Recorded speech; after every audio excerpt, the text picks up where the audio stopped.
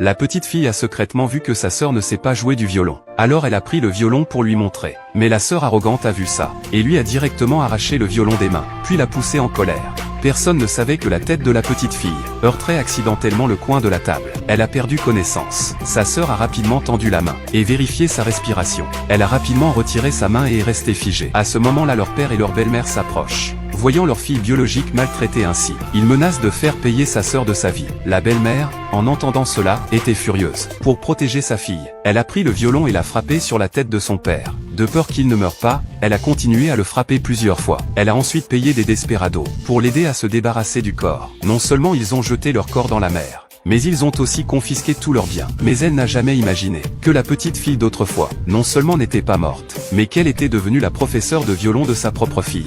La fille a découvert qu'elle s'intéressait beaucoup au gendre. Alors elle a délibérément utilisé des moyens pour qu'il s'intéresse à elle. Et comme prévu, le président a vite été attiré par elle. Que voulez-vous dire? Je devrais vous poser cette question. Non, Monsieur Chen. Que voulez-vous dire?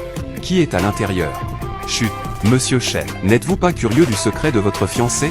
Tout le monde a des secrets. Moi, je suis curieux du vôtre, Mademoiselle Fu. Juste à ce moment-là, le PDG a ouvert la porte de lui-même, indiquant qu'il était en train d'appeler sa mère, pour empêcher la femme intrigante de continuer à regarder. Il l'a directement emmenée, mais la fille s'est cachée sur le côté, affichant un sourire triomphant. Mais ce n'est pas tout. Lors d'une séance de violon, elle a délibérément laissé tomber son foulard aux pieds du président, pour qu'il l'aide à le remettre. Le président n'a pas refusé. Il s'est approché et a arrangé le foulard derrière elle, sans savoir que la fille faisait exprès de faire des gestes ambigus, pour les montrer à l'autre femme rusée. En voyant cela, elle est devenue furieuse. Elle s'est précipitée et lui a donné une grande gifle. Fu Yuan, je te préviens. Reste loin de mon fiancé. Nian Wen, mon frère. Comment peux-tu être si ambigu avec une autre femme? Mademoiselle Yin, vous vous méprenez. C'est Monsieur Chen qui a vu que j'avais une main occupée, et m'a aidé à mettre mon foulard. Tais-toi, qui t'a donné la parole? Tu n'es qu'une simple tutrice. Une servante, rien de plus. Tu oses vraiment rêver de devenir un phénix à partir d'un moineau.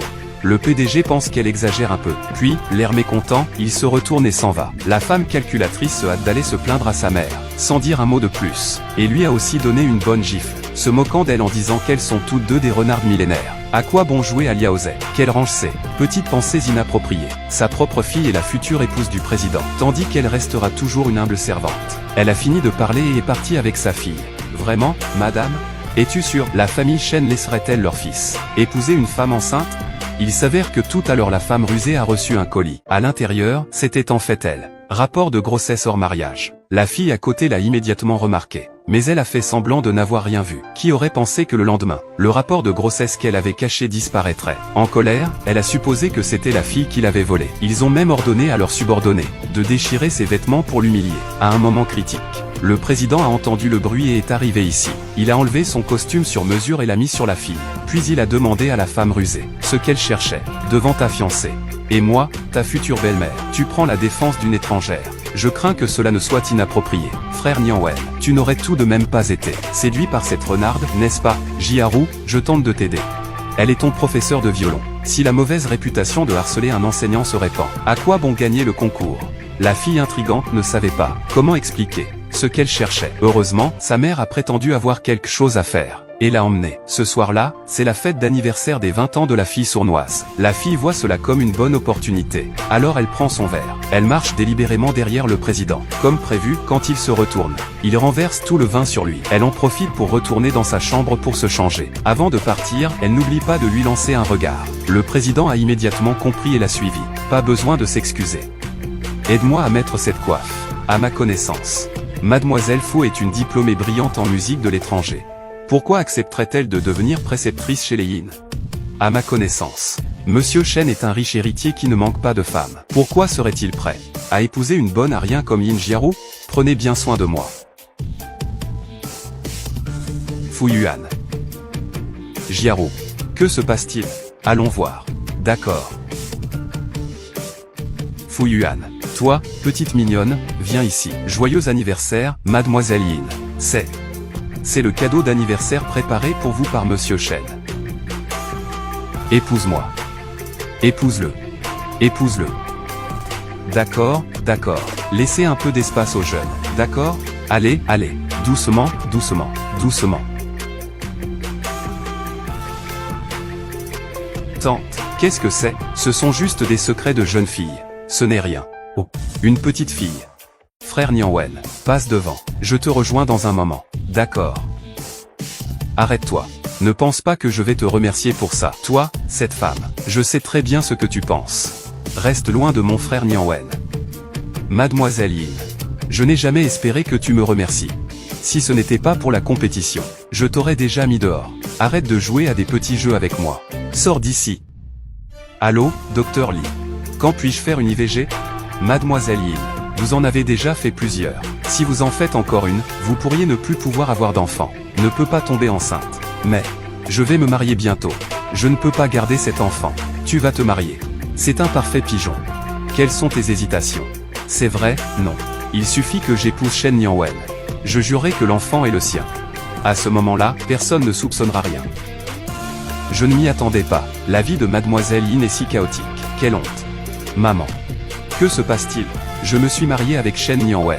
J'ai insisté que l'enfant était le sien. Au moment le plus joyeux, la sensation de tomber en enfer commençait. Sors d'ici. Ne t'inquiète pas, le jeu ne fait que commencer.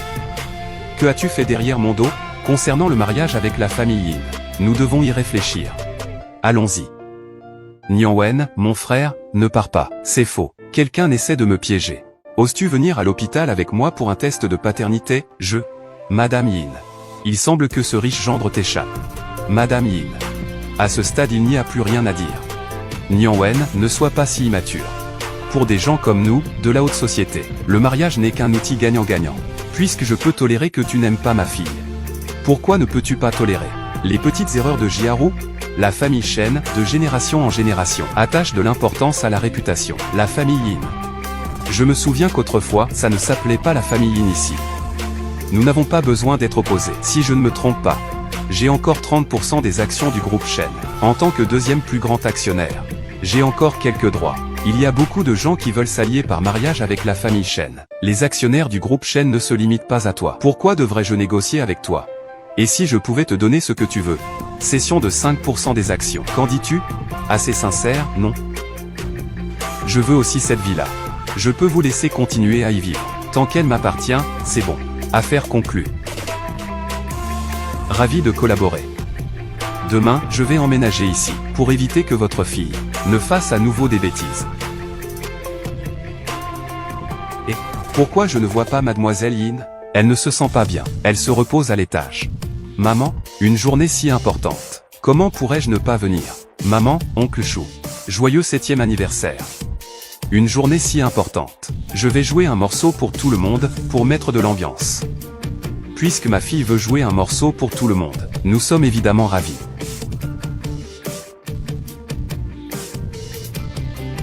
Madame Yin est vraiment douée pour éduquer sa fille. Jiaru joue merveilleusement bien. Shin Gongui. Profitons de cette occasion pour expliquer à tout le monde la situation entre Jiaru et Nianwen. C'était un malentendu. Sinon, comment aurait-il pu se réconcilier? N'est-ce pas, Nianwen? Oui, c'est un malentendu. Je le savais. Aujourd'hui, vous deux êtes les vedettes. Levons nos verres. Je vous souhaite une longue vie ensemble. Merci. Merci, merci, merci. Oncle Chou, merci pour toutes ces années, où vous avez pris soin de nous, ma mère et moi. Professeur Fu, en ce jour si mémorable ne buvez-vous pas un verre?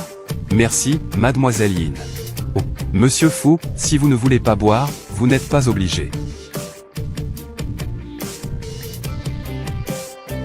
Rose rouge. Comme une flamme débordante de passion, brûlant son charme unique dans la nuit. Et les pétales se balancent au vent, comme un poème, comme une peinture, en parlant de tes soucis. Et tes soucis, je les ai réglés pour toi. Monsieur Chou, vous êtes vraiment bon pour moi, je l'avais dit. Je peux te donner tout ce que tu veux. Tu disais que tu voulais une maison comme celle des Yin. Alors je vais te donner quelque chose de 2 fois plus grand que la maison de Yin. Monsieur Chou est si gentil avec moi. Je dois bien te remercier. J'ai spécialement pour toi acheté un vêtement. Je vais le mettre maintenant. Merci, merci, merci à tous pour cette année. Qu'est-ce qu'il se passe, Majordome Zhang? Madame, c'est pas bon. Je viens de voir dans le bureau, une épaisse fumée s'échapper, et j'ai entendu la voix de Monsieur Chou. Vite, allez éteindre le feu, oui. Poussez-vous.